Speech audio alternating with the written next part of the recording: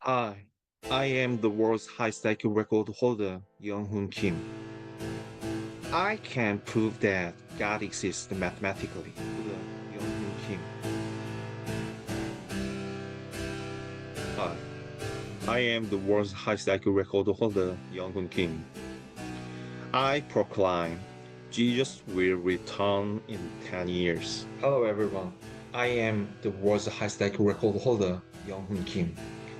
Today, I published my first book. It is called Simulation Christian Theology. It is now available on Amazon Kindle. I am the world's highest IQ record holder, Young-Hoon Kim. Today, I pray for the eternal rest of my friend Charlie Kirk. My name is Young-Hoon Kim, the world's highest IQ record holder. As the world's highest IQ record holder, I am the world's highest IQ record holder, Young-Hoon Kim. Why evil exists? 276. That's the number. That's where this whole thing starts.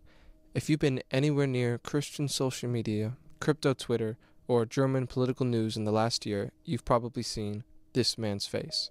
Young-Hoon Kim, South Korean, mid-30s, claims to hold the highest IQ ever recorded in human history. And for a while, the internet believed him. His posts went absurdly viral. Christian outlets celebrated him. Crypto news sites quoted his price predictions. A German political leader publicly endorsed him. And then, she deleted it. The party's explanation, reported by ZDF White, Germany's equivalent of the BBC, was that they had, quote, doubts about the authenticity of his account. So I started pulling threads. And what I found is the story about how you build a machine made of official-looking websites, self-referencing certifications, political stunts, religious messaging, and eventually crypto tokens that manufacture credibility out of thin air. Let's start with the number itself, because if you're not familiar with how IQ testing works, 276 might sound impressive but meaningless, like a high score in a video game you've never played. So let me give you the context that makes this claim extraordinary. IQ tests are designed around a bell curve. The average is 100. A standard deviation, the statistical unit that measures how far you are from average, is typically 15 points. So an IQ of 130 puts you roughly in the top 2%. An IQ of 145, the top fraction of a percent.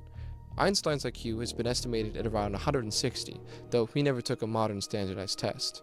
The Wechsler Adult Intelligence Scale, the WAIS, is the most widely used, most rigorously validated IQ test on the planet. Its ceiling's at about 160. Not because no one could theoretically score higher, but because there simply aren't enough people at that level to build reliable statistical norms. You need a peer group that doesn't exist. Now, Kim's camp says his 276 score uses a different scale, a standard deviation of 24. They claim this is equivalent to about 210 on the standard scale.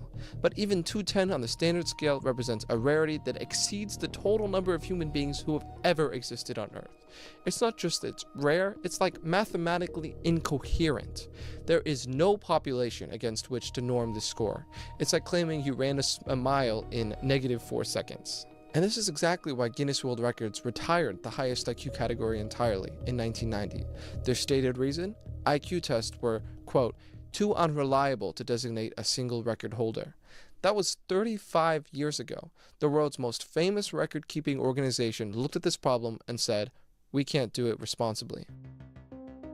So if Guinness won't touch it, who gave Young-Hoon Kim his record? This is where the story gets architectural. Because Kim doesn't just claim to have the world's highest IQ, he presents a paper trail. Official-looking pages, organizations with formal-sounding names, council titles, certificates. It looks, at first glance, like independent verification from multiple credible institutions. But when you actually trace the connections, they all lead back to the same place. Let's walk through them one by one. Node 1. Official World Record. This is the page that formally declares Kim holds the world record for the world's highest IQ person now, with a score of 276. It's dated September 2024. Now, the name Official World Record is designed to sound like Guinness, but it's not Guinness. It's a separate organization registered as an NGO in Spain. Its critics, and there are many, particularly in competitive record-setting communities, describe it as a pay-to-play registry. You pay an administrative fee, you submit your claim, and you receive certification. Note 2. The World Mind Sports Council. This is cited as one of multiple organizations that recognized Kim's IQ of 276. The WMSC is a real organization. It governs memory sport competitions. Guinness World Records does describe WMSC as a partner in memory sport administration. But here's the tension. Look at this page. Kim isn't just recognized by the World Mind Sports Council. He's listed on their team page as a council member. ZDF White, the investigative arm of Germany's second largest public broadcaster, flagged this as a direct conflict of interest. The body that certifies him also lists him as part of its leadership, and it gets tighter. Note 3. United Sigma Intelligence Association. The USIA is described as a non-profit international think tank founded by Kim. It publishes lengthy reports defending his IQ claim, attacking his critics, and maintaining a list of famous advisors and award recipients. It's a real UK registered entity. I checked. Company number 146-16036, incorporated January 25, 2023, registered at 207 Regent Street, London. Company's house lists exactly one active director, Kim Young-hoon, South Korean nationality, date of birth listed as May 1989. But here's what Company House also tells us. First, and they literally print this on the page, they do not verify the accuracy of information filed. It's a registry, not a vetting body. Second, the USIA's filing history includes a Gazette notice for compulsory strike-off, dated December 30th, 2025, which was later suspended in February 2026. The accounts filed are listed as dormant, meaning no significant accounting transactions were reported. So, a dormant UK shell entity with one director, Kim himself, publishes reports verifying Kim's IQ, and those reports are then cited by official world record and promoted across his social media as independent validation. And it's not just internet skeptics saying this. Howard Gardner, the Harvard psychologist who created the theory of multiple intelligences, one of the most cited figures in modern educational psychology, was apparently informed he'd received an award from the USIA. He looked into it, and in August 2021, he wrote this on the blog. At this point, USIA is best described as a reputational Ponzi scheme. A reputational Ponzi scheme. That's a Harvard professor's description of an organization that is currently cited as an independent validator of the world's highest IQ. And then there's Note 4. But Note 4 serves its own chapter, because this one involves an alleged identity theft, and two organizations fighting over the same name.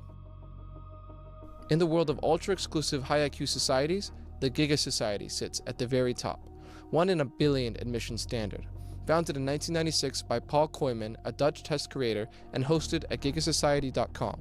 Now, you can debate the scientific rigor of high-range IQ testing all day, and many psychometricians do, but within that niche community, Koyman's Giga Society has quarter-century provenance. It exists. It has a documented history. And then, according to Koyman's own detailed dossier, published on his website entitled Proof of Theft of Intellectual Property in July 2021, someone launched a different organization using the same name. The new entity, which eventually came to be called Giga Society Professional, acquired the domain gigasociety.net. Koyman alleges that this entity not only used the Giga Society name without consent, but actively tried to create a false origin story, publishing narratives that predated its own founding to make it appear older and more established. His dossier provides specific Wayback Machine archive links as evidence. He alleges that the organization published at least 3 different founder and founding date attributions over time, and that archived versions of the website show these changes. Now, I want to be fair here. Koyman's is not a neutral party. He's the founder of the original, and he's publicly hostile to Kim. He's described Kim as, and this is a direct quote, a megalomaniac, pathologically lying imposter. That's his characterization, not mine. Kim's aligned organizations published rebuttals attacking Koyman's credentials, pointing out that he lacks formal training in academic psychology and holds what they describe as only a bachelor's degree in guitar and composition. But here's what that rebuttal doesn't address: the Wayback Machine links, the alleged shifting origin stories, the fundamental question of why this new organization needed the Giga Society name in the first place. And it also doesn't address what Klaus Meinzer said. Professor Klaus Meinzer, Technical University of Munich. ZDF Hoyt reports that his name appeared as an advisor on a USIA-affiliated page. When ZDF Hoyt contacted him, he responded by email. And I want to show you exactly what he said. Translation: all fake. I don't participate in anything like that. So let me summarize where we are. The world's highest IQ is certified by a pay-to-play Spanish registry, recognized by a sports council where Kim sits on the team page, validated by a UK think tank that Kim founded, that a Harvard professor calls a reputational Ponzi scheme, and that lists advisors who say they were never involved, and the elite society in the ecosystem may be using a stolen name from an organization whose founder calls Kim an imposter. Every arrow, when you trace it, points back to the center.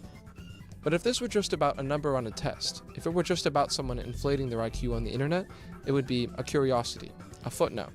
What makes this story worth telling is what the number gets used for. In late December 2024, Young-hoon Kim's X account, which according to third-party mirrors had been created just weeks earlier in November 2024, began posting at a rapid pace. Vice would later report that a huge proportion of his early posts were about one person, Elon Musk. This makes strategic sense. Musk is the owner of X. Engagement with Musk's content might be algorithmically rewarded. Kim was building his audience by writing the biggest signal on the platform. But within days, the content pivoted, sharply, to German politics. CDF Way provides the clearest account of what happened next. Kim began praising the alternative for Germany, the AfD, and amplifying Elon Musk's own statements that only AfD can save Germany. For a far-right party in the middle of a heated election season,